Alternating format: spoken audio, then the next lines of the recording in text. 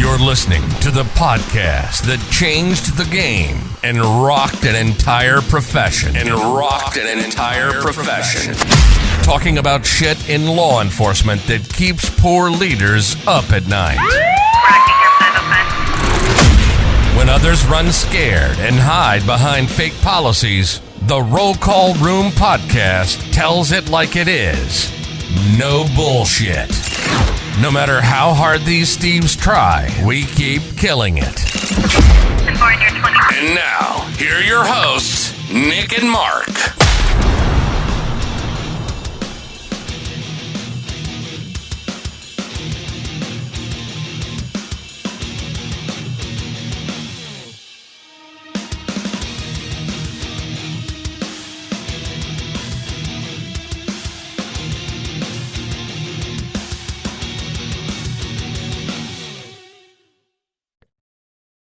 Welcome to another episode of the Roll Call Room podcast. I am one of your hosts, Nick. With me is the legal Mark the Cop. Illegal? Yeah, that'll make sense later on when we talk about what this episode is about.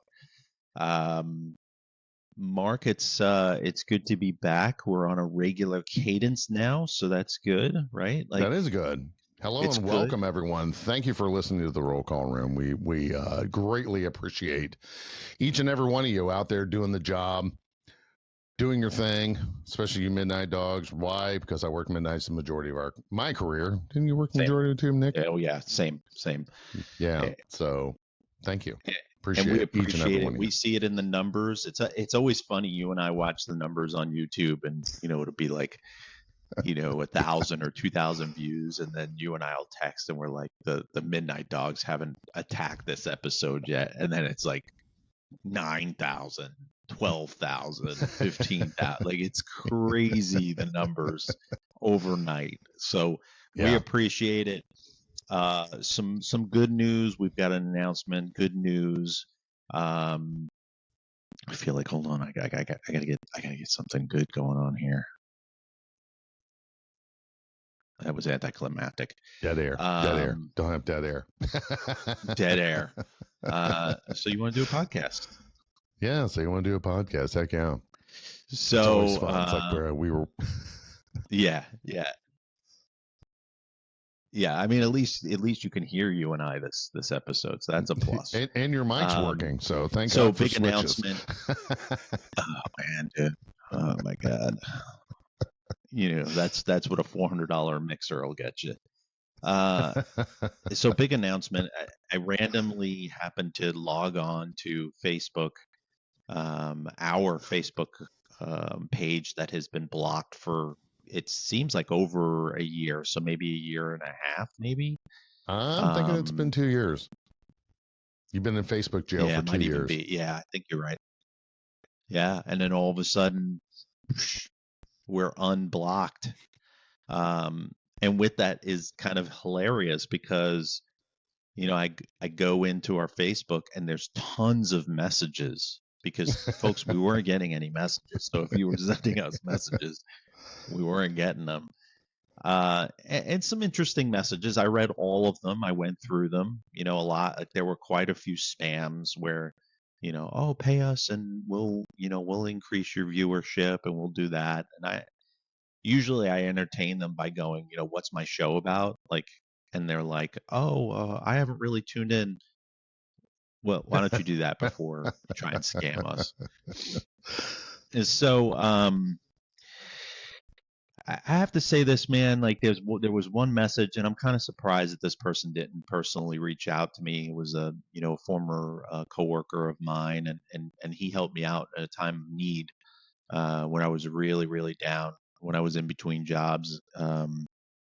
He really helped me out. So I will always consider him a friend no matter what. But I was kind of taken back because he sent me a message about the Charlie Kirk thing. About the Charlie Kirk post that we made. Right. And I won't go into what his comments were because they're just divisive. And everybody's entitled to their own opinion. And he proved the point, which is that was the thing about Charlie, which is we may not agree on specific stances. And if he listens to the show, because I know he listens to the show, if he listens to the show, he would know that I don't support all of Charlie's beliefs. I don't believe in a lot of the things that Charlie spoke about, but I believed in what he was trying to do, which was trying to open up communication and have a debate in areas where he wasn't welcomed. And you may not respect that, you may not think that, but until you've gone through what you and I have gone through, I relate to people like that, where I don't like censorship. I don't like people that turn around and say, no, you can't do this. And that's what I gravitate to, which is people that do it in a respectful manner, in a non-violent manner. So I didn't even message you about that because I wanted to get your genuine reaction. Get me raw. I didn't answer the message. We're gonna do it live. Yeah. Fuck it, we're gonna do it live. And I didn't answer the message because again, it was like a month and a half ago. So I felt like if it was that pressing for him, he would have reached out to me. But I was a little taken back, a little I don't know. It was awkward because I highly respect this person, and I think they're a really good person. I think their heart is in the right place, but I think you may have missed the message. I don't think you were listening to the episode, the Charlie Kirk episode. Probably wouldn't listen to it only because it said for Charlie, and there's such deep hatred towards that guy. I'm not saying this person has deep hatred. I'm just saying in general. Maybe you missed that episode, but again, I have family members that. Yeah, I mean, I have family members that are what Charlie didn't believe in, that Charlie spoke highly against. I don't agree with him. I don't agree with him in any sense. There's a lot of things that Charlie spoke about that I don't agree with. So if you're listening, and I hope you are,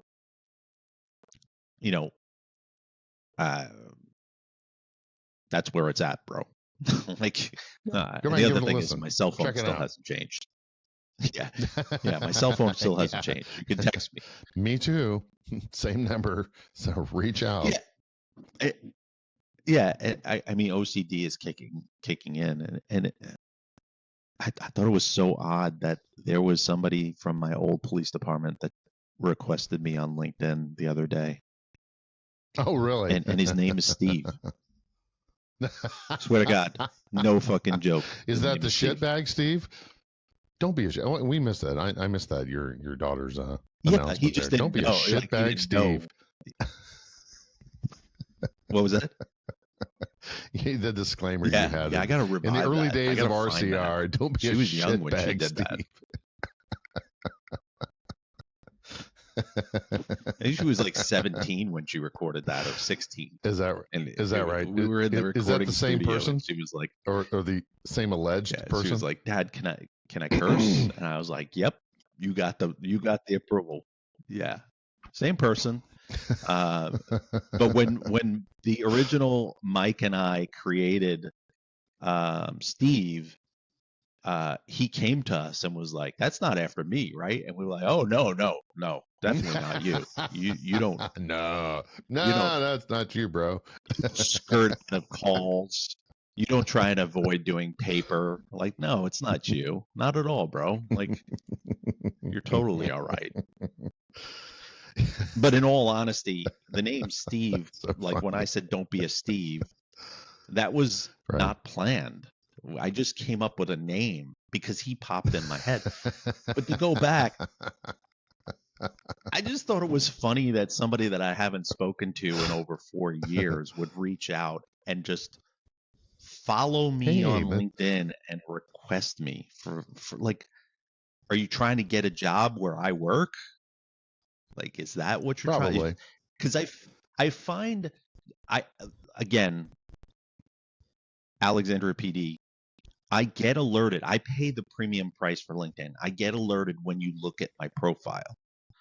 So Right. I see all of these people from my old agency looking at my LinkedIn profile. And I think it's Isn't it because they're amazing? over their 20-year mark now. Like if I had stayed, well, that's what they're doing is they're like, oh, I heard Nick's working at X. I won't say where yet. And it's a big company. So they're not like, the former Twitter. no, not the former Twitter. I wish.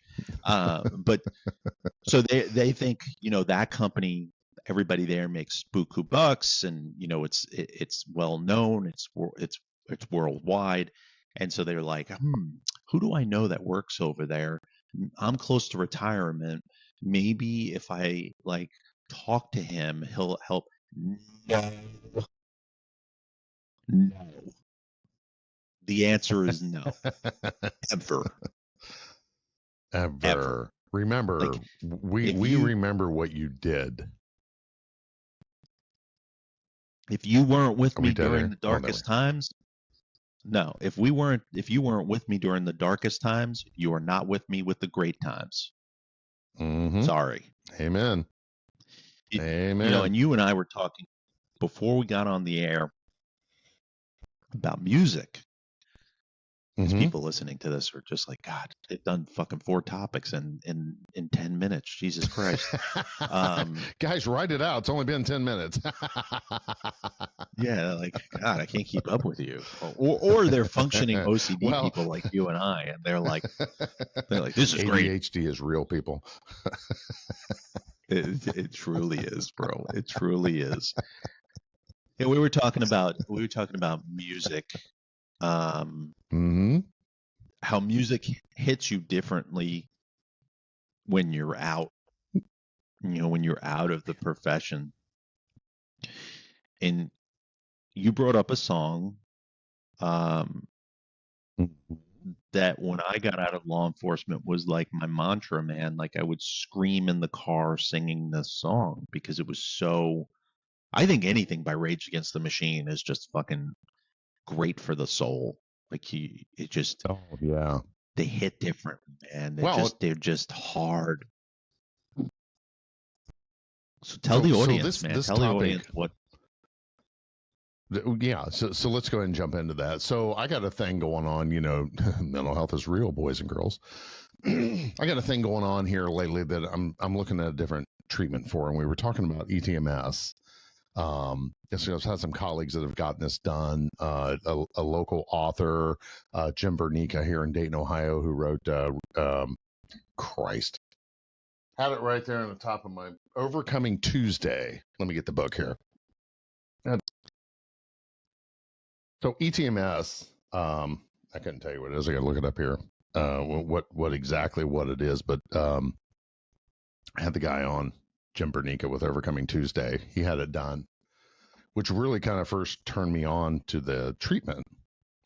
So we had the Chip Terry Fund on The Shield Within, and Joe Terry was on, and what we do is the stellate ganglion block. And when I had that procedure done, it was really a life changer for me. But what I got going on now is just goofy. Be listening to a song and just break out sobbing for whatever reason. So I'm on my way to the academy the other morning, and I drive. It's a 45-minute drive one way. So I got Rage Against the Machine on, right? Killing in the Name Of. So I love the fucking bass line. And suddenly the waterworks come on. I'm like, what the fuck? Of course, now I know what it is. So it's kind of like, all right, this will be over in a minute. But with what's going on with me, I'm either really sad or I become really enraged, right? So I need to find something to get me back into balance that's not chemically induced, like, here, take some fucking drugs and numb it all. That's not what I'm about. I'm about, let's find a treatment that's going to overcome this. Yeah. So my wife and I, we kind of do, there's karaoke songs. We like to sing karaoke. So there's certain songs that we like to do. And out of the fucking nowhere, I will start sobbing. Well, that's embarrassing. It's like, room full of people. So we don't do that. So I'm looking at this treatment, and so you and I, and we were talking about this kind of our post-production, if you want to sound really effective here, but we were talking about that song. It was what's it called? That's a $10 word. Electrophallogram transcranial magnetic stimulation. So basically they wrap your head in a magnetic coil for 5 minutes a day for 30 days. Jesus. And here in Ohio, it really all it is, you walk in, you put this thing on, you sit there in the chair, they administer the treatment, and leave. So the people I've been talking to that's been doing this have had great success. I mean, like everything else, anything mental health wise or trauma related, remember that all that is just like rocks in the bottom of the fish tank. You're going to stir some shit up. Yeah. So be sure you got a good base of trauma resolution, and you've been to a therapist, and you know how to ground, and you know how to work through that stuff. Remember, you're over it, but you got to step back to the mouth of the beast again. So I was sharing this with Nick, and Nick's like, "What a great fucking tune, dude." So before we get into that, I'm telling my wife, I said, you know, this happened today. So I'm telling her about my day, and I said, started the day off was, I'm rocking out, driving over to the academy, and all of a sudden this happens. So she's like, well, there's got to be a link to this song. And I said, link to the song? What do you mean? This is what I call scream rock. This is, when that song came out in the 90s. Yeah. When Rage Against the Machine was big. Yeah, like 94. These are teenagers pissed off at their fucking parents. That this has absolutely no connection with any remote memory that I had on the job, off the job, whatever else. It's just something that happened. So quit trying to psychoanalyze it. And I was getting frustrated with her because I'm like, but she might be onto something, man, because the lyrics in that song, if you're listening to it. Oh yeah. Yeah. I mean, you're right. Go ahead. Yeah. I mean, she's onto something because it says in there, fuck you, I won't do what you tell me. And he says it like 10 times in a row. Right. And again, I relate back to the Facebook message that I got, which is if you haven't been through what you and I and many others have been through, like Turk and like,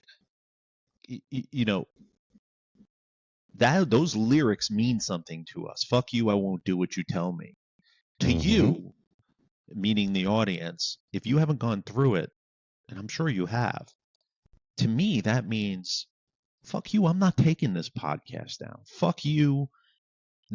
This is bigger than the profession. This is bigger than things. And that's profound, Mark. Like your subconscious may be digesting it differently than you think. So, well, I mean, kudos to the wife, man. Yeah, but what's the opening line? Some of those that work forces are the same that burn crosses. I mean, maybe you're right. Maybe there is something in this. I mean, I don't think they do what they told you over and over and over, but it's true. Is that not profound? Well, read that again. It is profound. I guess once we're bringing this down, the song starts out it starts out, some of those that work forces are the same that burn crosses. So we start rolling, it kind of rolls in and the song builds up. Of course, part of the chorus is, those who died are justified for wearing the badge. They're the chosen whites. Yeah. So maybe you're right. Dude, that's like, hold on. Like that's some pretty profound shit right there. Like, yeah, the lyrics of that, just the first, I gotta take a minute and share this. When you throw it up there.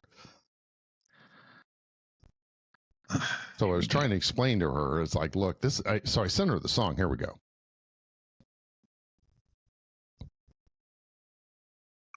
I said, look, this isn't a song like a love song or we do the mixtape back in the day or whatever else. I said this song didn't have any profound connection. Right. But now I guess now that we're breaking it down, yeah, it does. Yeah, it has in a bizarre way. And, it does. And you couldn't get to play, or was you going to play? No. I didn't know if you wanted me to. Oh, sure. Fire it up. I can be vulnerable once. I don't think I'm going to start crying, but if you do, I'll cry with you, and then we'll both. Of course. We'll both. Now they do what they told you. Now you're under their control. So staticky.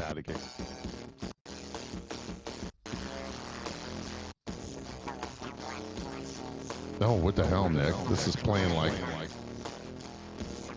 1994. Well, I know, but on my end, it's coming out like it's really automated. Is it? It's too fast. Yeah. That's all right. That's all right. Try to You folks can play it on Spotify. Fuck you, Spotify. So I guess the transition in the song as it goes along, and at the end of there, it's like, fuck you. I won't do what you told me. So I think that's maybe, kind of the wrap up. So as we were going out the door, it's like, no, fuck you. I'm not going to do what you tell me, and profoundly, to bring this segment kind of to a wrap up on it. Maybe you're right. Maybe my wife is correct on this. Is it was trudging up something, but it is. No, she's right. I call it out, but from that aspect of like, my mindset was like, stop trying to connect everything. Whatever I got going on is just what I got going on, and I need to figure out a way to heal it. So we were talking about doing another stellate ganglion block. I'm like, no, those traumas that had me there, I've gotten healed.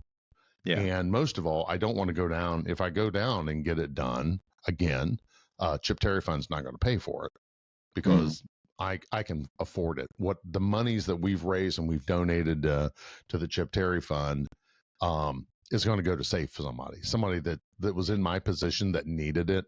That's the person we need. It's just like with Save a Warrior. They're like, oh, come on down, let's do Save a Warrior. I'm like, no, because there are people that are hurting. I would love to go just to observe and actually not be in the cohort. But people's like, hey, go. And I'm like, I'm not there. There was a time when I was there. Yeah. And I should have went. Yeah, I agree. Could have went. But no, there's people that's really fucked that need it. And I don't. I would feel. Yeah, I would feel so sad if I took that spot when that person, ultimately ended up killing themselves because they didn't have the resource. I mean, my thing is that it's too important to save our warriors out there and to save our police officers and fire that have that trauma overload. But I'm kind of reading into this now, Nick. Maybe you are onto something here, and you're in your brilliance, which is why we're friends. No, I mean, we talked about it before we hit record. I got into this artist, Nathaniel Ratliff, about maybe 2 years ago. He had a song that came out that was pretty popular called "Son of a Bitch," SOB, and it was really catchy. And I was like, "Oh, this is a catchy song." And I'm always looking for artists, like new artists, instead of listening to the same stuff. And then I got into him and I started listening to like some of his older stuff and then new stuff, and now I'm an official fan. But there are songs of his where, and I think I told you this, I started reading along to the lyrics. Now I know I'm getting old because old people do that shit.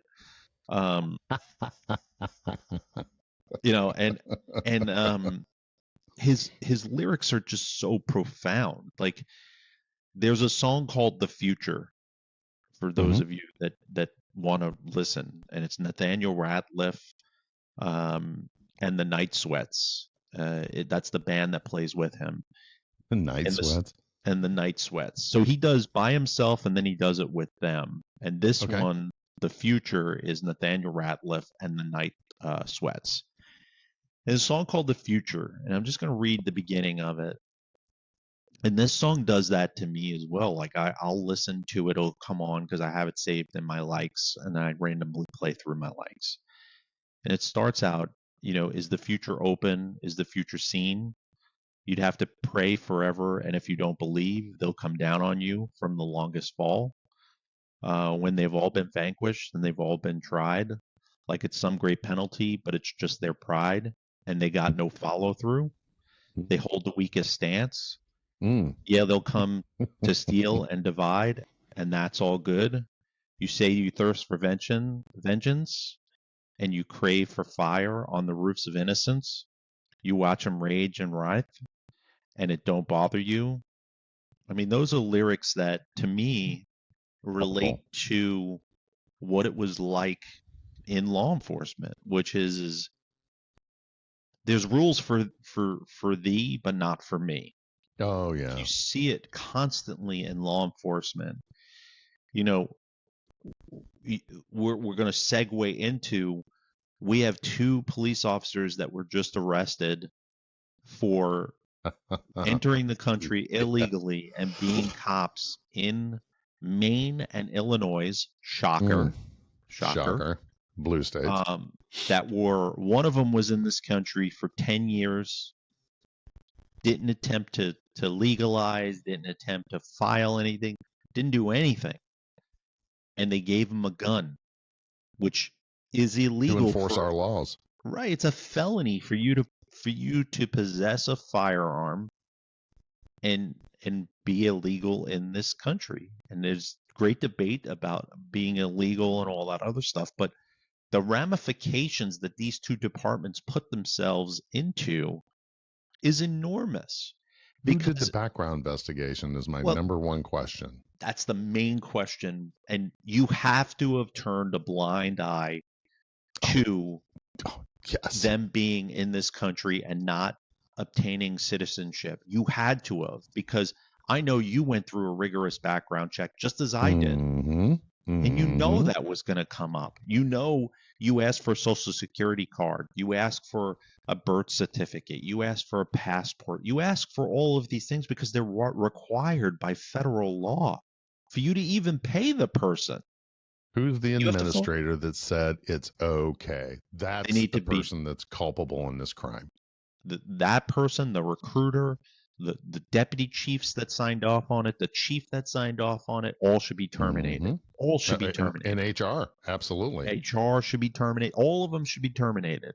And it's not an illegal argument. It's not illegal immigrants and deportation argument. It is about the rule of law and about the fact that you, me, and 25,000 people that listen to this show, probably half of them are in law enforcement, but not more than that, actually. 95% of them are in law enforcement. We all had to go through a rigorous background check. I remember my background packet being over 100 pages long and having to have my recruiter call me and scrutinize every little thing that was in that packet that looked like an inconsistency, and then go through a board interview, and then go through a panel interview, and then go through a chief interview. Like, I earned my spot. I earned my spot. That involved background investigation. You know, I was 32. We'll say 30s. Right, when I went full time, right, because I was part time, and you know, they were scrutinizing my jobs, you know, 10, 15 years prior. I'm like, fuck, I don't know. Well, your dates here are kind of ambiguous. I'm like, I don't fucking remember. I mean, you want me to lie? I mean, I just left them blank. I'm like, question mark, to this date, to this, I don't remember. I was young, I didn't give a fuck. I quit this job, and it was a part-time job, so I could fucking care less. But now, you know, I didn't think that, 10 years from now, I may be taking a government job, so I need to document all this. Yeah. But, you know, that's how involved my background check was. Mine was credit. Into this. Mine was credit. I had two outstanding bills that came up on my credit report. And I'll never forget this. I was like, these things are going to fucking eliminate me. And my parents had mercy on me, and they were like, listen, we're going to give you this money, and when you get this cop job, then you just pay us back. And I wound up paying it off. And even then I faced scrutiny from the recruiter, because the recruiter was like, where'd you get the money to pay off these 2 debts? And I was like, my parents. It was before OnlyFans, right? Well, yeah, that racked up pretty high. You know, like, I just put everything on credit cards. OnlyFans, prostitutes. Where you're wearing women's shoes and walking around the bottom of a bowling alley. Anyway. Yeah. You know, so I look at it in another way too, which is let's say one of these 2 knuckleheads that were police officers illegally, and that's what we're going to call them, illegal police officers. What if they were on the Brian Kohlberger case? No. What if in Illinois or in Maine they had a Brian? God forbid. Let me start with that. There's a quadruple homicide, heinous of magnitudes that you wouldn't believe. And illegal guy shows up. He's the primary officer. He's looking at evidence. He's cataloging evidence. And then out of the blue, suspect flees out of the woods. Mm-hmm. He's the primary. He engages in a foot pursuit, catches this guy. Spontaneous utterance, the guy turns around and goes, I killed all those people. Now, with what happened in the news, that case is fucked. Mm-hmm. It's fucked 2 ways to Sunday. So to remind everybody, Brian Kohlberger's the one that killed all the kids out in Denver? Idaho. Yeah. Idaho. Yeah, there it is. Yeah. Yeah, University of Idaho murders. And that's, were you thinking about that when you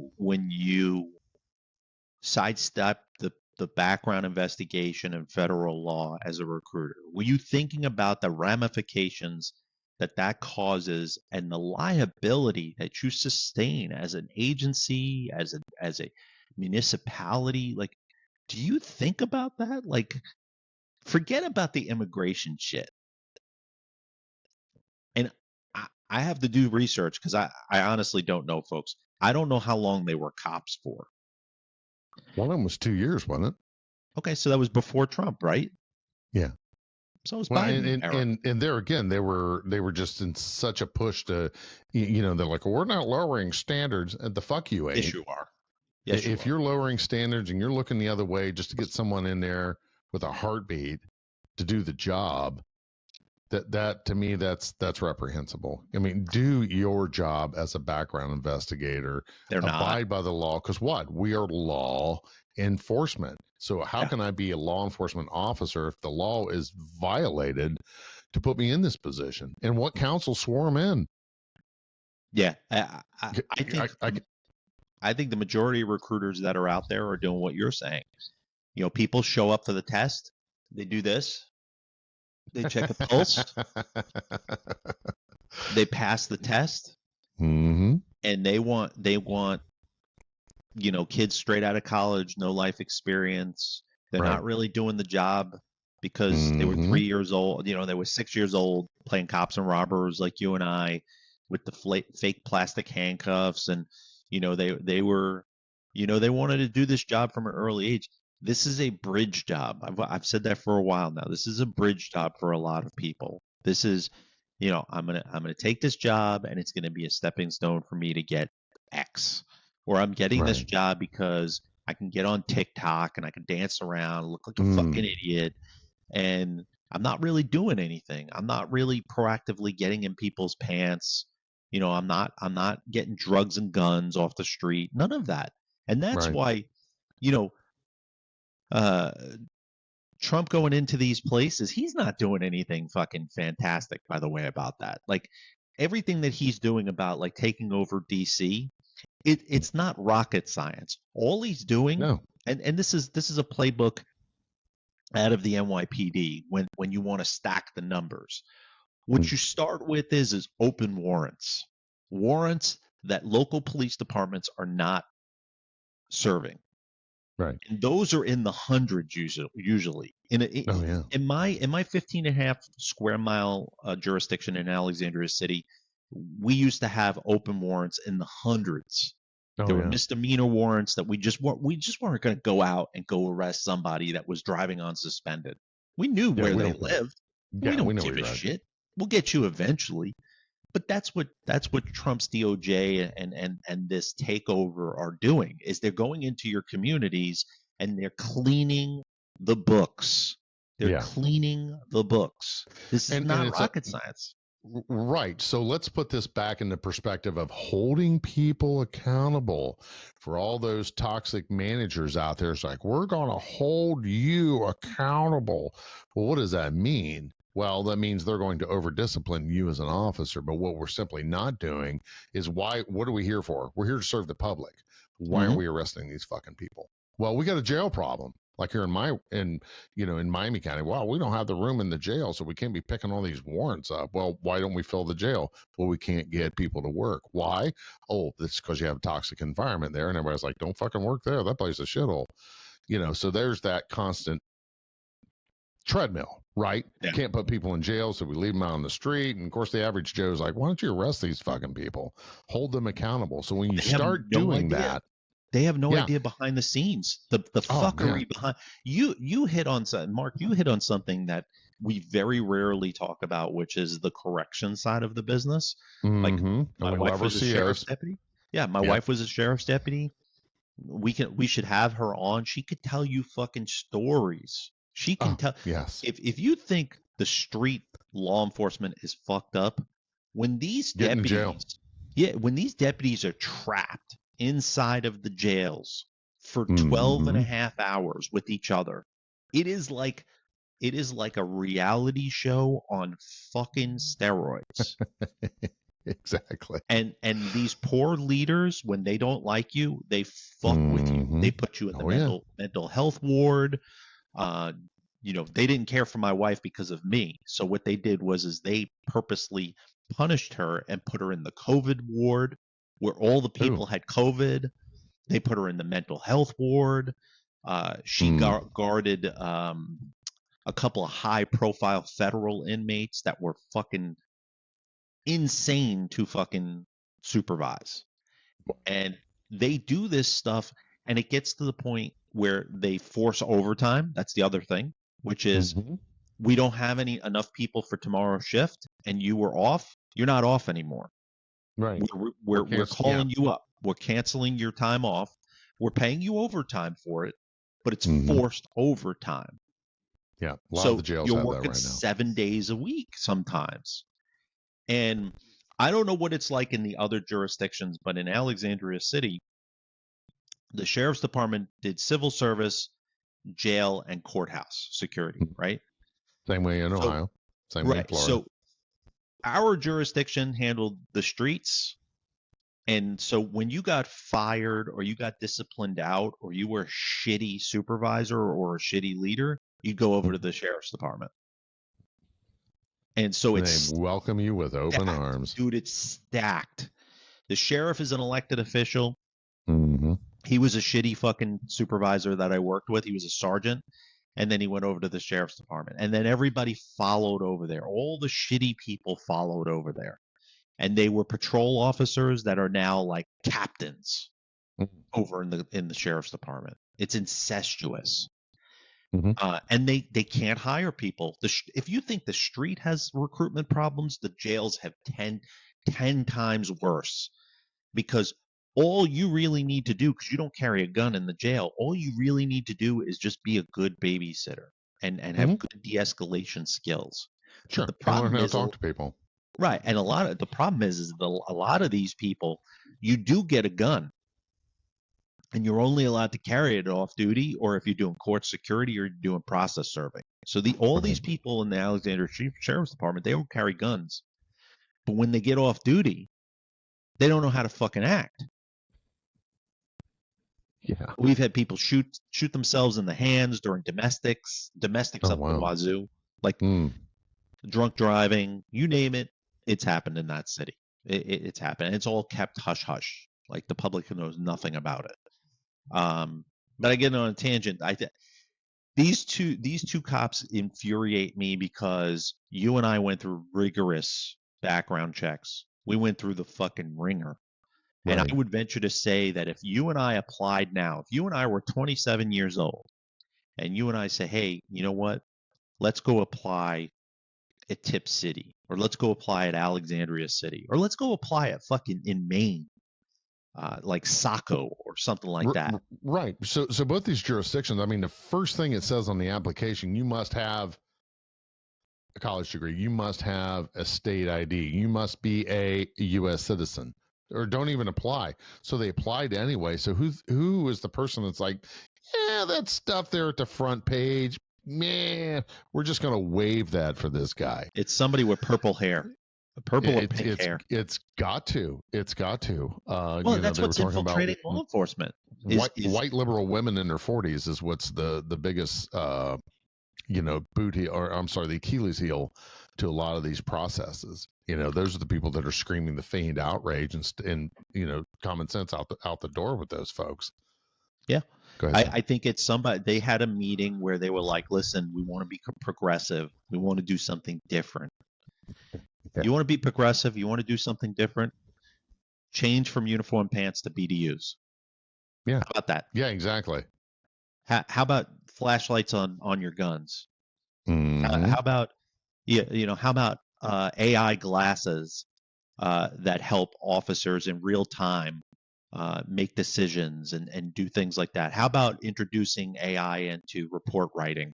How much time would that save? Or just buy Grammarly, for Christ's sakes. And they don't pay us to say this, but good Lord. Listen, if ChatGPT existed when I was a cop. Oh, bro. The hours, let me tell you something.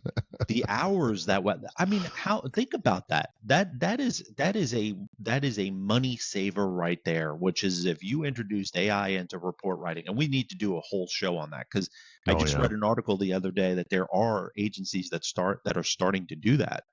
Really? Yeah, because a domestic report would take you 3 hours to complete? Oh, minimum. Yes, minimum. But by the time you got everything together in your photographs and if you had violence and they went to the hospital and you went up there and you got those reports and you added all that together, 3 hour minimum. Minimum. Yeah. I think if you entered AI into that, you'd cut that down in 30 minutes to an hour. Oh, with proofreading absolutely. and everything. I think that's a problem. Is being progressive in law enforcement has swung so far to the left. It's dangerous. And it is. Folks that are listening to this and don't agree, I'd love to hear your argument. I'd love to hear it. So you can reach Nick at rollcallroom.com or Mark with a C at rollcallroom.com. Or you can message us on Facebook now. You could, yes. Yeah, and we'll actually answer you now, or Nick will. He's sitting there in his underwear, scratching himself, drinking his delicious roll call room coffee. And my absolute favorite flavor was Commander's Tears. So, yes. Sergeant. Yeah, Sergeant's the one to bag. I'm Commander's Tears, the next one. So, so what we got here? Don't forget, you got some stuff hanging there in the background. So we got jerseys with the number 4 sale.com, jerseysforsale.com. Is another one of our great sponsors that we have here in the roll call room. And if you're into the whole jersey thing, and Nick, you love hockey, right? Oh my God, dude. Do I love hockey? Let me tell you how much I love hockey. Did you say cocky? Did you just say cocky? I just said cocky. Was that a slip? No. So I just got back from Canada. I took my youngest daughter to Montreal and went to the Bell Center. Those of you that are hockey fans, that is the original hockey team, Montreal Canadiens. And so she's a huge Canadiens fan. And that's because last year I took her to her first hockey game, which was in Montreal. She became a hockey fan. This year, this week, I went to Montreal, paid for her to do a VIP tour. We got to see the behind the scenes and meet a whole bunch of people, and it was amazing stuff, bro. Amazing. But our friends over at Jerseys for Sale, Robert and Wendy, we appreciate everything that they do. Jerseys, the number 4 sale.com. They are doing something pretty cool with us, which is the last episode, this episode, and the next episode. If you make a comment on YouTube, where majority of our media is from, if you make a comment on there, Robert is going to select the best comment out of the 3 episodes, and you will get a free jersey All you need to do is pay shipping and handling. People, I don't know if you look at the price of jerseys, but they ain't $20 anymore. All right. No. So all you need to do is go on our YouTube page, make a comment, and you can be selected as one of the people to get a free jersey. Just pay shipping and handling. Don't be cheap. It's like $10. All right. And then they're doing some really, really cool stuff on the side that we're going to announce soon. Like we're going to have a contest. They're doing this. I mean, Robert's just absolutely amazing. Right. We're working on season tickets. One season ticket to your team of choice, and we're working out how we're going to run that contest. One ticket, season ticket, so just one. So if you want the second one, you need to buy that shit on your own. But one season ticket, and just to give you an idea, I have season tickets to the Tampa Bay Buccaneers, which is a football team. One ticket, is $1,400 a year. Just one ticket. Yeah. So it's expensive. Season tickets are expensive. And that's providing, we have to work out the small, little disclaimer stuff shit that they have. That's providing that the team that you select has availability for season tickets. Like the Montreal Canadiens is a 5-year waiting list for you to even get season tickets in the top nosebleed 400 section. Right. So if your team is good or has wait list like that, you're fucked. You're gonna have to pick something else. All right. But jerseys for the number 4 sale.com. Folks over there, Robert and his wife have been absolutely amazing. We have a kindred spirit amongst us. They are like-minded people. Their story is absolutely touching. I will not violate the personal relationship that we have, but I will tell you that, folks, you're supporting a good company. So if you're going to buy your jerseys, buy them there. I really, really enjoy their emails. Robert writes really awesome emails. Mark got one, right? Yeah. Oh, yes. And I'm not a big reader, so I had to wait. I'm like looking at it on my phone. I'm like, I can't read all this now. You need your glasses. Yeah, I need my glasses on. If you're feeling a little hairy, that's another product that we're proud to be a sponsor of, or sponsors us, which is Manscaped.com. So you get 20% off their, was it the 501? Is the new package? I think where you get everything? Yeah. 5. So Roll Call Room, promo code Roll Call Room, 20% off. Yeah. I tell you, man, I think we're gonna have to definitely do an episode on AI and stuff like that. But I want to go back, like, you and I have been friends for a while now, and I will tell you there are triggers all around, bros. Don't feel, I don't think you feel like something's wrong with you, but don't think that that's not normal, because I've had it too. Like, I think I messaged you like a week ago that I was feeling down, man. I was going through some stuff. I started looking at some old social media stuff. I started looking through messages and stuff like that, and I started reading some old stuff. But it took me down a dark path, man. Like it made me realize, the mistakes that I was making. Oh gosh, yeah. You look at that stuff in retrospect, and thank God I've got great therapists and our good friend Dr. David. The reason why we go to therapy is so when this stuff comes up today, we have the tools on our tool belt to be able to process it. It's just like with you the other day, as soon as you told me that, I'm like, bro, you good? Do we need to talk? And you're like, nope, I'm at the airport. I'm good. The things that I've learned in therapy are helping me. So speaking of trigger points, I want to share a quick thing. Had a colleague I ran into at the academy the other day share with me that, he's being air quotes fucked with, for lack of a better term. And it just really put me in a spot of, I was watching a train wreck and I said, dude, take care of you. And this is the age old story. I mean, here we go again, wash, rinse, and repeat. So this person's trying to improve themselves. And people above him are perceiving them as a threat. And I'm like, the best thing you can do right now, the only way to play this game is walk off the field.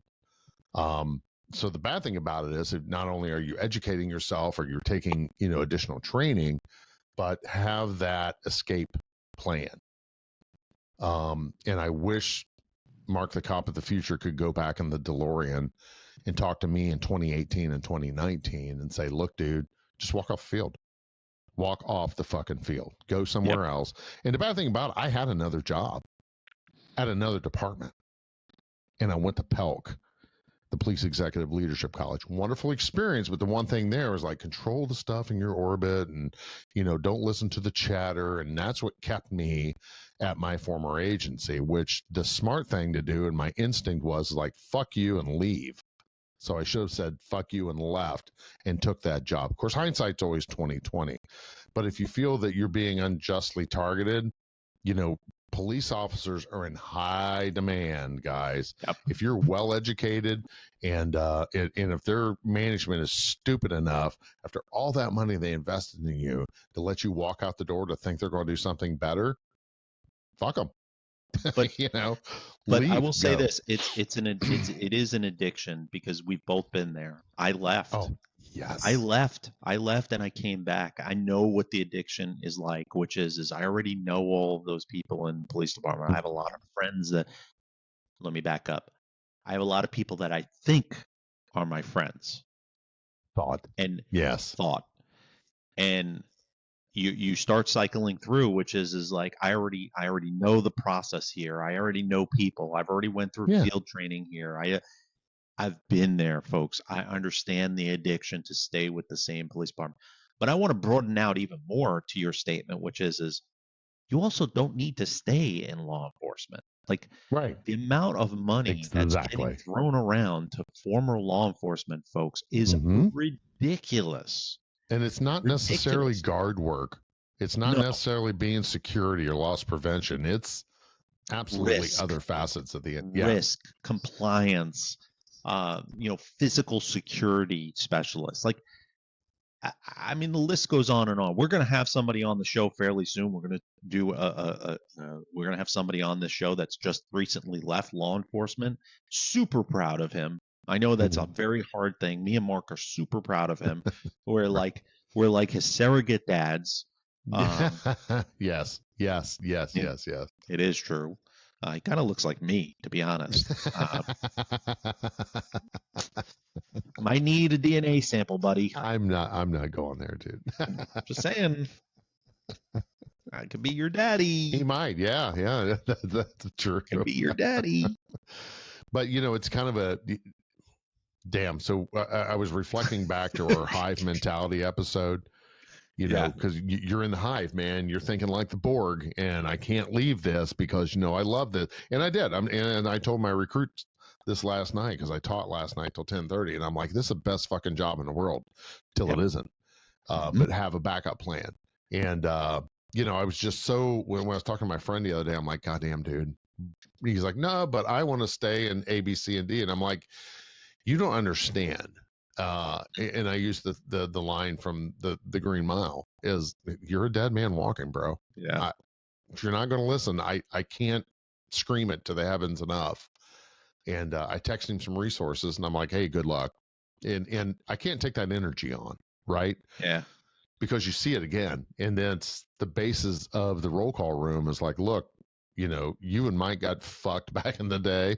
And that's what this podcast came out of. And sadly, 5 years later, it's still fucking happening.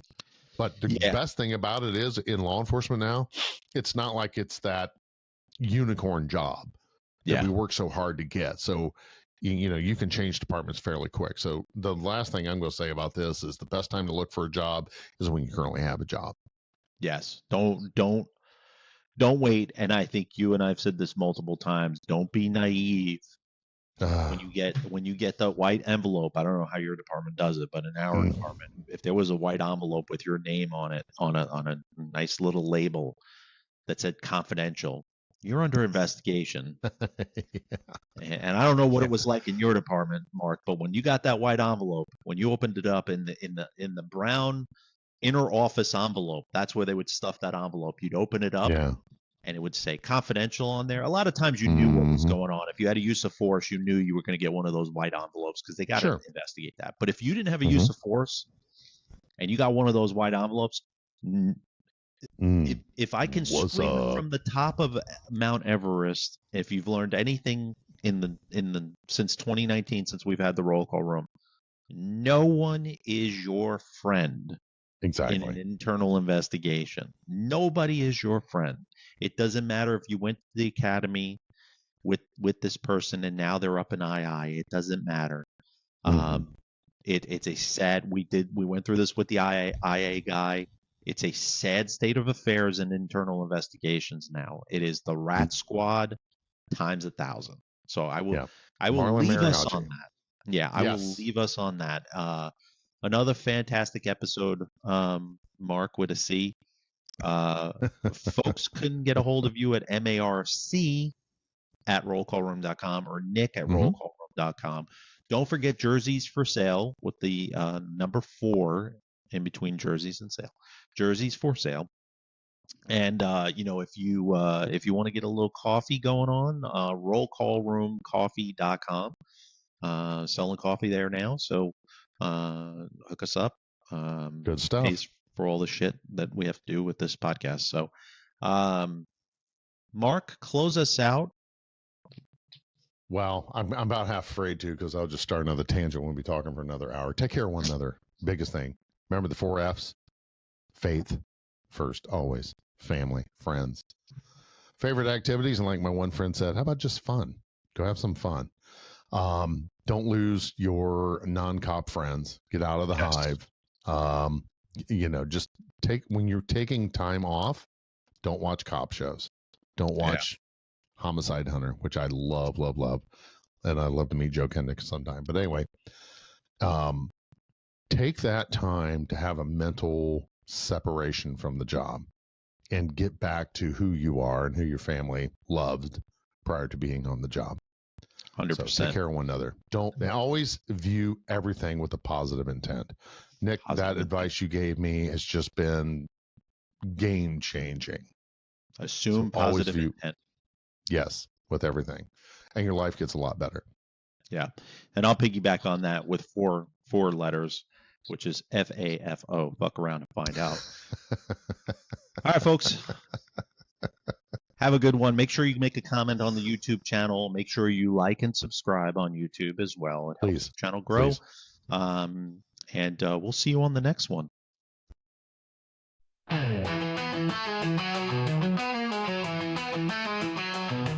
From the court to the field, we got what you need. Every team, every color, every fan guaranteed. High quality threads, fashion meets the game.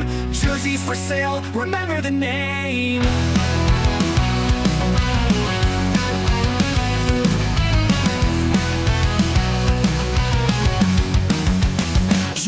Jerseysforsale.com, where the players shine. Men's sports jerseys, the best you'll find. Passion for the game, stitched in every seam. Wear the style, wear the pride, wear your team. Jerseysforsale.com, where the players shine. Men's sports jerseys, the best you'll find. Passion for the game, stitched in every seam. Wear the style, wear the pride, wear your team.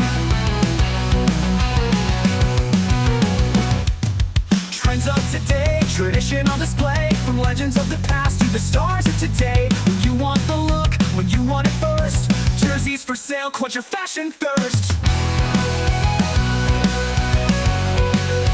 Jerseysforsale.com, where the players shine. Men's sports jerseys, the best you'll find. Passion for the game, stitched in every seam. Wear the style, wear the pride, wear your team. Jerseysforsale.com, where the players shine. Men's sports jerseys, the best you'll find. Passion for the game, stitched in every seam. Wear the style, wear the pride, wear your team.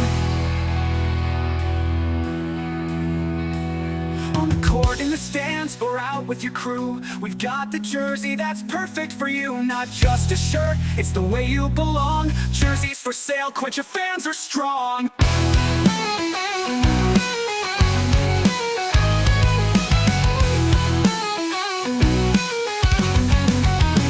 On the court, in the stands or out with your crew, we got the jersey that's perfect for you. Not just a shirt, it's the way you belong.